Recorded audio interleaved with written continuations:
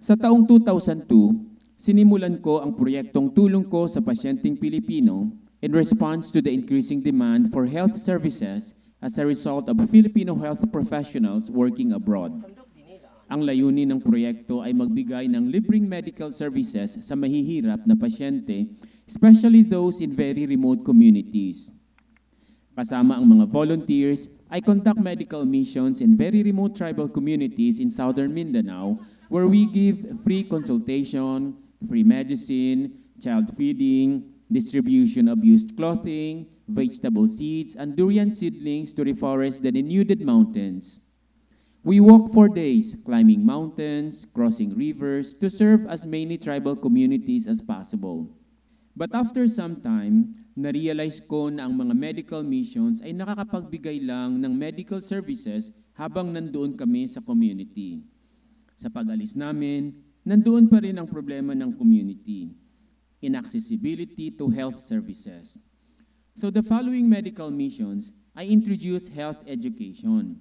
At para mas maraming tao ang makapakinig sa aking health education, nagkaroon ako ng daily radio program and educate my listeners kung paano maiwasang magkasakit.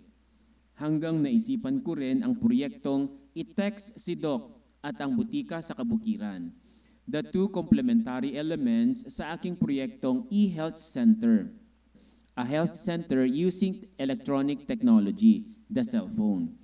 With the use of cell phones, patients in remote communities send the signs and symptoms of their illness through text message, and I will send back the medical advice and the first aid medication in my reply. Then after sa medical mission, babalik na rin kami sa Jensan.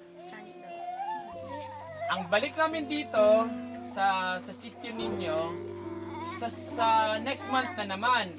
So, ang problema nandoon pa rin.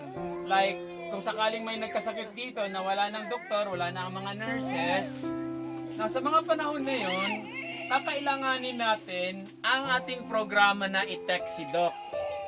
Kaya meron tayo nito, ito ang tinatawag nating e-health center na gamit ang cellphone. Kaya Tinuruan natin sila kung paano magpadala ng mensahe sa atin, pangalan ng pasyente, edad, address, babae ba o lalaki, buntis ba o hindi, kung babae. nandito na rin ang cell number ko kung saan nyo isi-send ang inyong text message at ang oras ng pag-text. Ang mga communities naman na may cellphone signal ay nagpatayo ng mga bahay kubo upang maging butika sa kabukiran. Binigyan ko sila ng mga gamot, cellphone at solar charger.